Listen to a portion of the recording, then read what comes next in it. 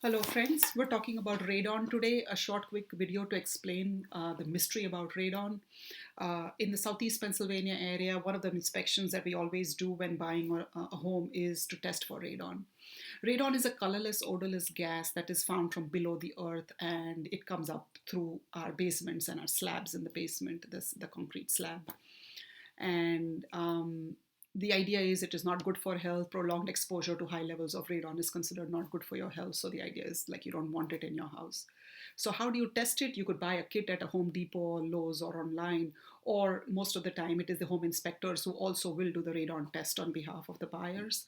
The monitor is placed in the basement because that's where the levels would be the highest, and you leave it there for 2 or 3 days and you measure the levels over time, and the house has to be airtight and closed at, while the testing is happening, so as to measure accurately. And the EPA standards are that anything above 4.0 has to be remediated. This is 4.0 picocuries per liter. That is what the EPA recommends. Some people believe 2 to 4 is recommended remediation. 4.0 is a definite should be remediated. I have heard of levels of 60, 70, 80, or even 250 and higher that I've talked to some inspectors about. And so some of those people believe 6 to 8, 10 is not a concern, but 250 would be.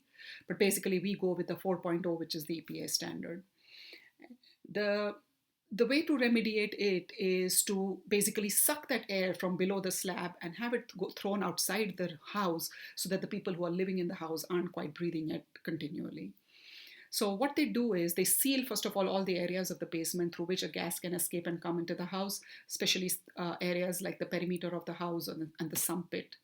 And they put a pipe often in the sump pit, or then they create another space, because sometimes radon levels can differ from one end of the basement to the other. If you have a huge basement, levels could be a little varied in different areas. So the radon remediators will decide how wide the pipe will be, where they're going to put it, and what they do is they put a pipe and take it out of the house. Now, if it is to be done retroactively, like, if it is an already existing house, they have to figure out the way in which the pipe has to escape from outside. So oftentimes you see radon units on the side of the house because, how are you going to create this pathway for the pipe to get out of the basement and out of the house? They take the most convenient route, and the radon unit is outside the home, on the side of the home. Now that is exposed to the elements, and here we have some harsh temperatures, high and low. So oftentimes what is recommended is putting in the radon fan up in the attic. So the idea is to carry the pipe all the way up to the attic, install a fan over there, and throw the air out so that it sucks up the air from below the slab and throws it out of the roof. It's a pretty simple process. The remediation is not necessarily crazy expensive. How does the homeowner know that the radon levels are low though? You don't keep testing your radon levels in the house all the time. Well, there is something called a manometer that is attached to the radon pipe in the basement. And that is something that we can keep an eye on. And that actually monitors how much air is being sucked up through the pipes and out by the fan. So as long as the fan is working, you know that the radon levels are within control. But if you realize that the fan is not working, and then there's a liquid in that manometer that tells you what's going on, then you know that it is maybe the fan, for whatever reason, is not working, and it's time to fix it and get something done. So it's a pretty simple test. It is a pretty simple negotiation because the standards are pretty well accepted in the business. Sellers know that if the test reveals 4.0, they have to remediate it. So negotiation is not that complicated. And I know a lot of people are intimidated by this, but the remediation, I have heard personally, the new construction already puts in these pipes. So what they call a passive system, it's already in the house. So then all you have to do is attach the fan in the attic, which is easy to do.